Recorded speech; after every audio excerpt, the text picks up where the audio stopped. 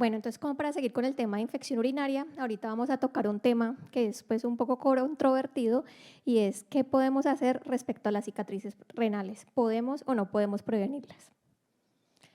Entonces, ¿por qué digo que este es un tema controvertido? Porque tiene múltiples puntos de vista, porque a veces no hay como una definición uniforme y porque clásicamente diferenciar cuando los hallazgos que vemos en el momento en una ecografía o en una gamografía son hallazgos congénitos o son hallazgos como secuelas o posinfecciosos de una infección urinaria.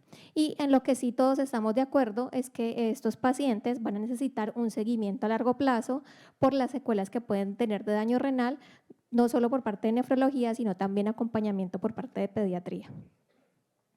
Entonces, primero que todo, ¿qué es una cicatriz o cómo podemos ver una cicatriz? Entonces, las cicatrices las podemos ver tanto histológicamente, en material de anatomopatología. Entonces, histológicamente, esto es un paciente, como ven, con una pielonefritis severa.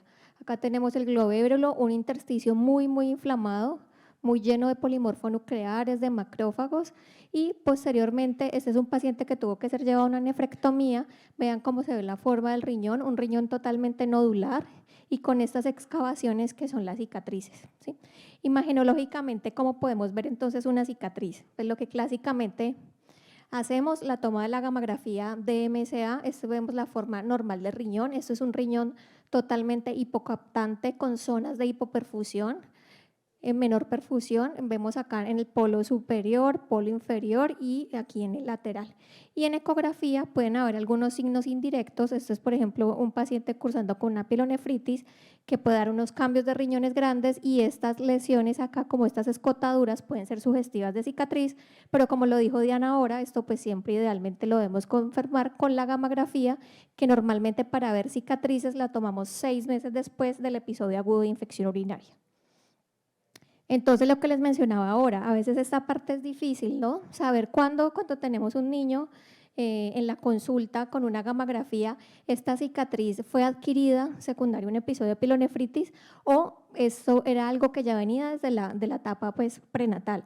En este punto vemos que en los últimos años, con la mejoría de las ecografías prenatales, con el mayor acceso que hay y un mejor control prenatal, pues se ha hecho un mejor diagnóstico de todos los casos de CACUT y mucho de lo que antes mencionábamos como cicatrices, ahora sabemos que son displasias o hipoplasias renales. Entonces, ¿cuáles son los niños que tienen los principales factores de riesgo para hacernos una cicatriz? Hay unos que se han descrito pues claramente como pacientes con riesgo. Estos son principalmente pues los pacientes con reflujo de alto grado, o sea, reflujo grado 4, reflujo grado 5. Son niños que van a tener 2 a 6 veces más riesgo de hacer una cicatriz después de una infección urinaria. Las alteraciones en la inmunidad y lo que hemos descrito recientemente, pues en los últimos años lo que venimos hablando, la disfunción vesicointestinal, que son todos aquellos niños mayores de 5 años sin alteraciones anatómicas ni neurológicas que tienen estreñimiento severo, encopresis, incontinencia fecal, disfunción miccional, incontinencia urinaria. Y lo que les mencionaba ahora, pues que la nefropatía por reflujo no siempre va a ser adquirida, sino que es el acompañamiento que hay un reflujo con un riñón displásico. Bueno, otra cosa que también se ha discutido es que, como sabemos, la infección urinaria es más prevalente en mujeres porque tenemos una uretra más corta, más cerca del ano. Solo en los primeros meses de vida o en el periodo neonatal la infección urinaria puede ser más frecuente en los varones, pero se han hecho estudios en ratones y se ha visto que la inflamación en secundaria puede ser posiblemente en los andrógenos, la inflamación del parénquima renal puede ser más severa.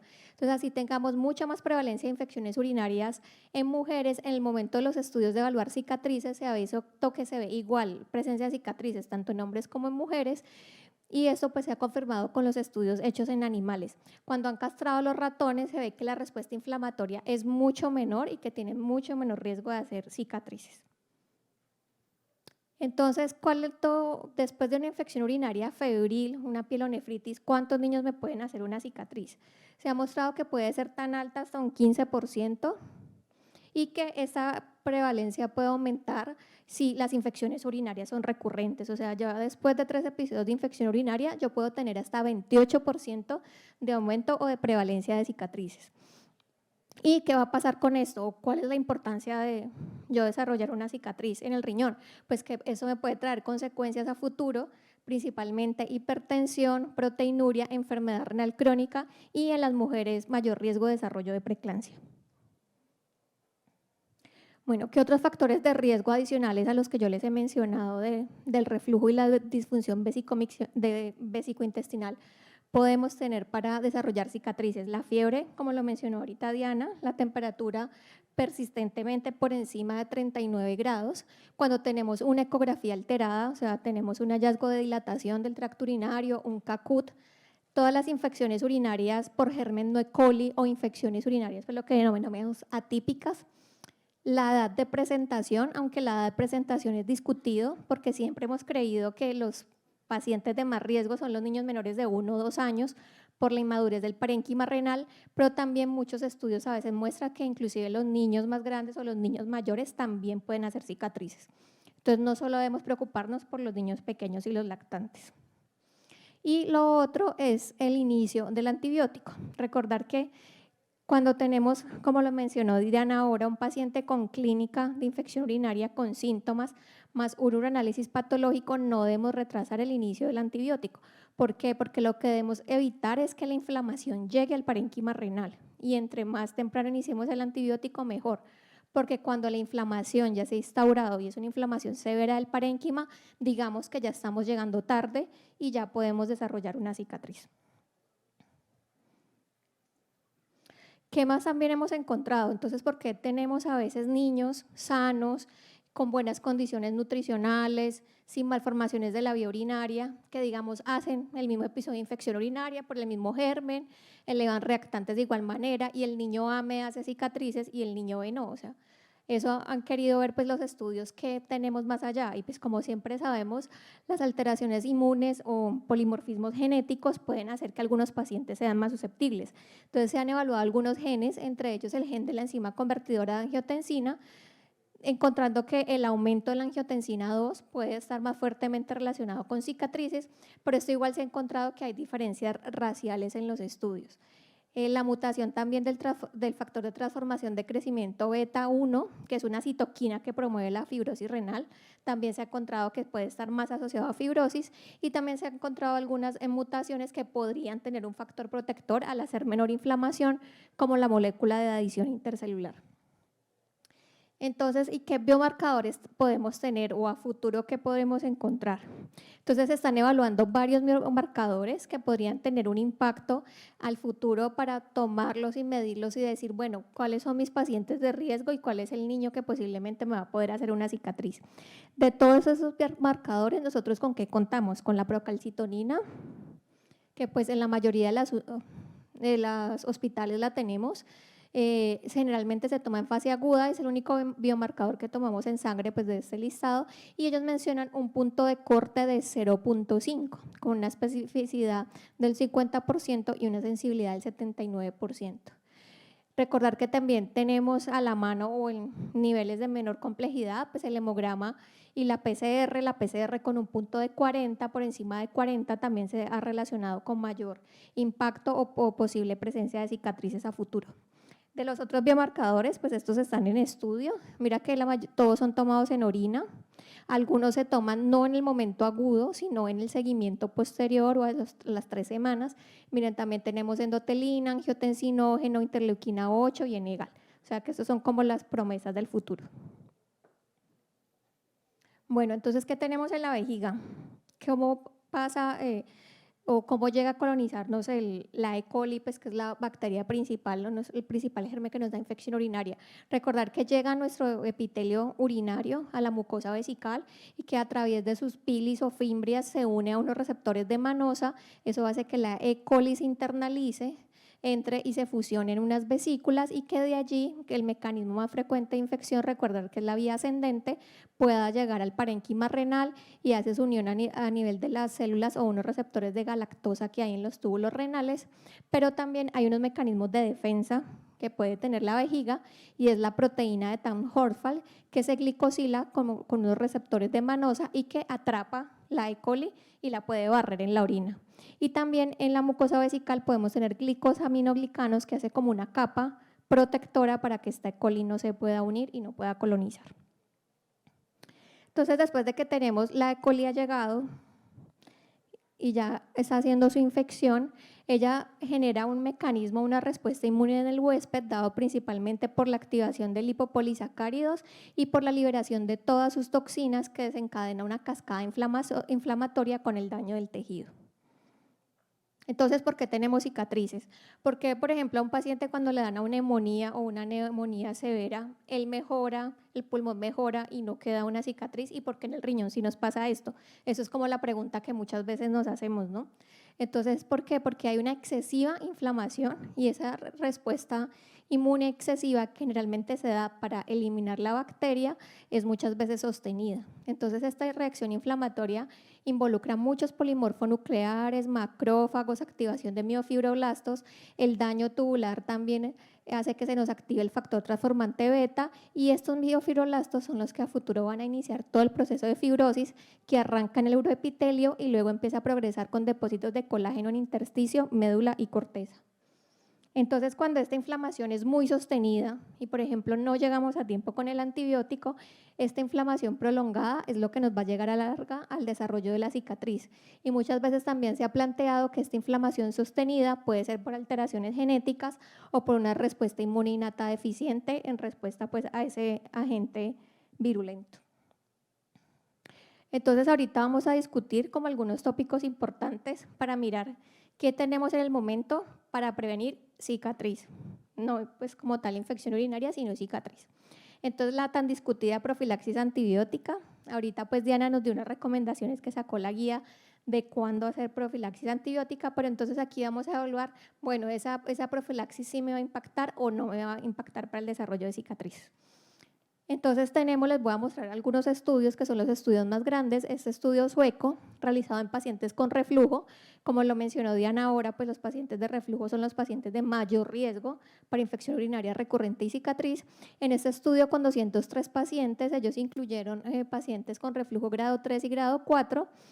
La mayor cantidad de pacientes eran mujeres y ellos encontraron que si el grupo de profilaxis hizo menos infección urinaria, 19% versus un 57%, con una P estadísticamente significativa, pero que tuvieron que dar antibiótico por un periodo de tiempo muy prolongado, alrededor de 2 años, con obviamente las consecuencias de la resistencia bacteriana, y que esto fue efectivo en mujeres, pero no en hombres. Y sí lo asociaron con un menor número de cicatrices en estos pacientes de reflujo severo.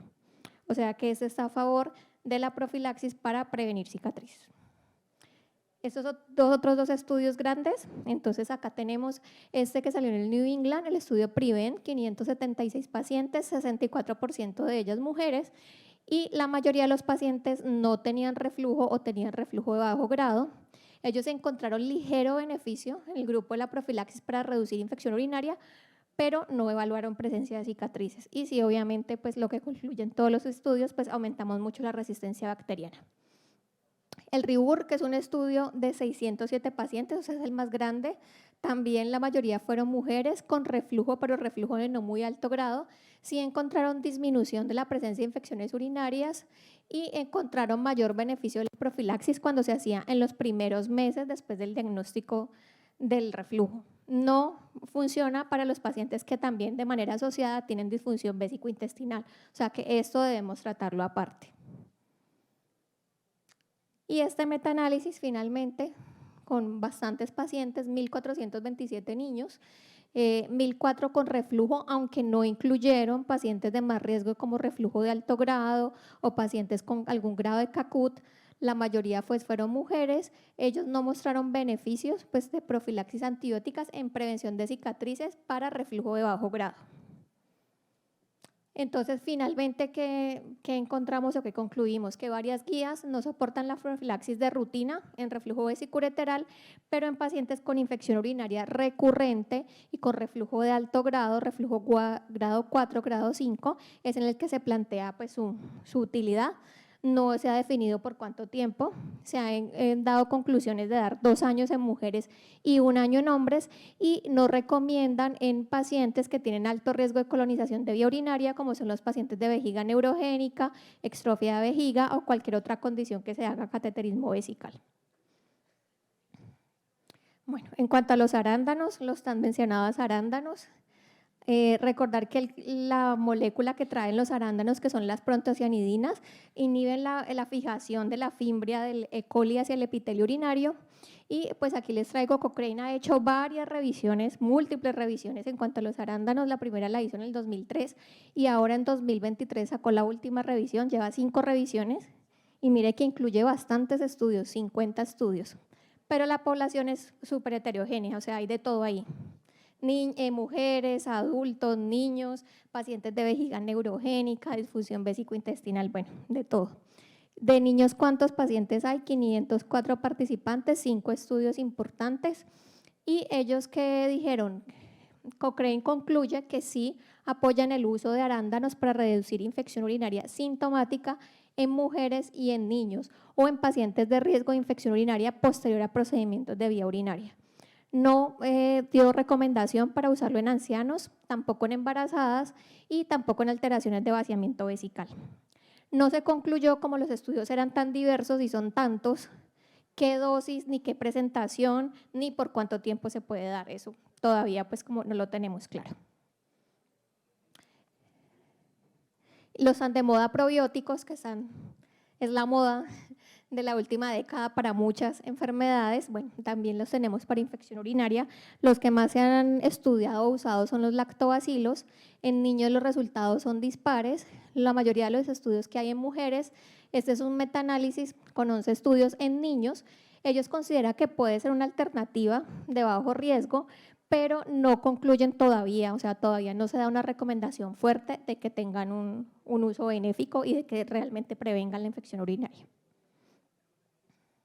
La vitamina A, vitamina E, conocida por su papel antioxidante, antiinflamatorio, de remover radicales libres. El déficit de vitamina A se ha asociado en niños al riesgo de infecciones bacterianas. La vitamina A nos ayuda a repitalizar tejidos dañados. Entonces siempre ha salido la teoría que de allí puede servirnos para mejorar la fibrosis.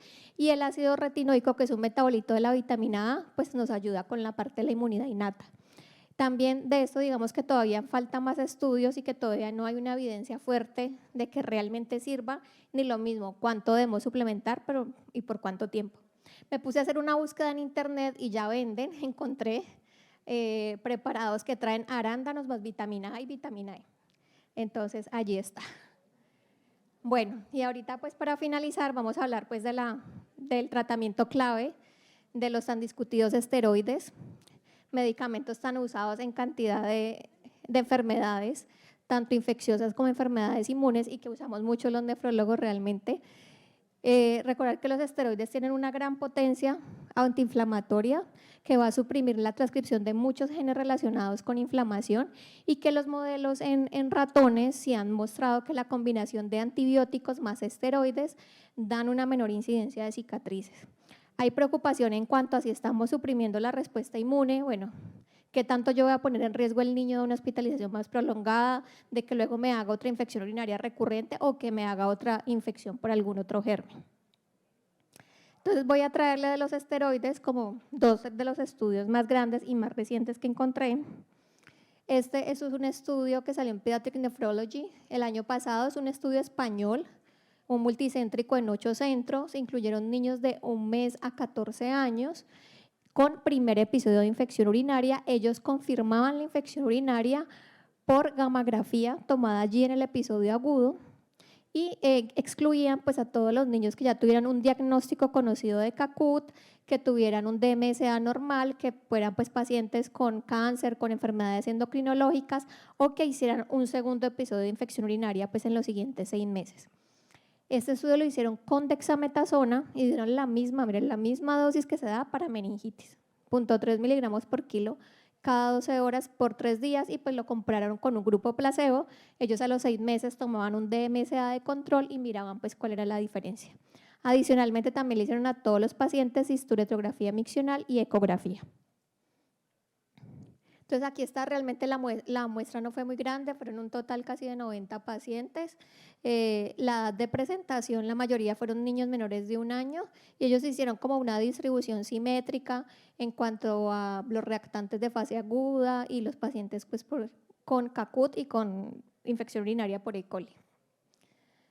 Bueno, aquí de estos pacientes, miran, 20 pacientes hicieron cicatrices, o sea, el 22% de los pacientes, siempre es pues como un número importante. ¿Y qué vemos de diferencia entre estos dos grupos? Los que hicieron cicatrices, miren, tenían una PCR mucho más alta, 144 comparada con 117, ya les había hablado como de la PCR, el punto de corte en 40, miren también una procalcitonina muy elevada en esos pacientes de cicatriz en 20, comparado con 5 en los pacientes que no hicieron cicatrices, y pues claramente también eran pacientes que tenían mayores malformaciones de la vía urinaria, CACUT y dilataciones. ¿Qué encontraron ellos? No encontraron diferencias. O sea, mira, aquí está, el desarrollo de cicatriz, el placebo y dexametasona, igual. Y luego en el seguimiento los cambios en el DMSA, no encontraron que hubo impacto. ¿Qué dicen ellos? Pues que tuvieron siempre bastante proporción de pacientes con cicatrices, un 22%, que tuvieron más riesgo los niños mayores de 2 años o con reflujo, y que pues tenían una limitación, era que pues realmente la muestra estuvo pequeña. Y para finalizar les traigo este estudio que es el más reciente, que salió este año en el Pediatric Nephrology, que es un metaanálisis en el donde ellos no hicieron filtración por tiempo, sino que ellos pusieron revisaron todos los estudios que hubieran de esteroides en infección urinaria, sino que ellos tuvieron mucha rigurosidad metodológica y excluyeron bastantes estudios porque finalmente solo se quedaron con 5 estudios. Ellos incluyeron niños mayores de 2 meses y pues también hacían lo mismo, ¿no? Un grupo de los niños le daban esteroide, otro era el control, también excluyeron los pacientes con infecciones urinarias previas, CACUT, falla renal o que le hayan dado antibiótico antes del ingreso hospitalario, y 4 de los estudios fueron con dexametasona, 1 con metilprednisolona. En 3 de ellos el diagnóstico se hizo por urocultivo y pues por clínica, y en 2 estudios sí confirmaron pielonefritis aguda con DMSA. Entonces aquí están los 5 estudios realizados en Europa. El estudio de Estados Unidos es el que tiene la población más grande. Miren los tratamientos antibióticos, la mayoría cefalosparinas, betalactámicos. Bueno, ¿y qué encontraron? Este estudio sí encontró que favorecía el uso de esteroides para prevenir cicatrices renales con una P estadísticamente significativa. Lo otro que ellos analizaron era pues la preocupación que da el uso de esteroides, ¿no? Si uso esteroides, el niño me puede tener el riesgo de hacer otra infección urinaria recurrente o puede hacer otras infecciones. Ellos no encontraron diferencias, aunque estas P no fueron estadísticamente significativas, y tampoco encontraron que aumentara el riesgo de hospitalización. Entonces, ellos concluyeron de que podría ser una terapia de ayuda significativa para prevenir cicatrices renales en los pacientes con pielonefritis severas. Las limitaciones es que era un grupo relativamente pequeño, de 498 pacientes, y que usaron diversos esteroides, como le mencioné, dexametasona, metilprednisolona, y todos los estudios no usaron el mismo tiempo ni las mismas dosis. Entonces, todavía no hay una conclusión exacta de cuánto tiempo ni qué dosis. Entonces, finalmente, para llevar a casa, ¿qué tenemos? Siempre tener en cuenta los niños que tienen mayor riesgo de cicatrices, que son los niños con alguna malformación de la vía urinaria, los pacientes con una infección urinaria típica, con reactantes de fase aguda muy elevados, que son una PCR por encima de 40 y una procalcitonina por encima de 0,5, una fiebre persistente por encima de 39 grados. El inicio temprano de antibióticos nos puede prevenir la pielonefritis y con ello la cicatriz. Se debe dar profilaxis antibiótica hasta que el paciente se resuelva quirúrgicamente, los pacientes con reflujo grado 4 y grado 5 por periodo de tiempos no prolongados, y el uso de arándanos, que pues, la evidencia mostró que sí podría tener algún impacto en reducir la infección urinaria recurrente. Y queda la pregunta entonces si deberíamos implementar el uso de esteroides en los casos de pielonefritis severa. Muchas gracias.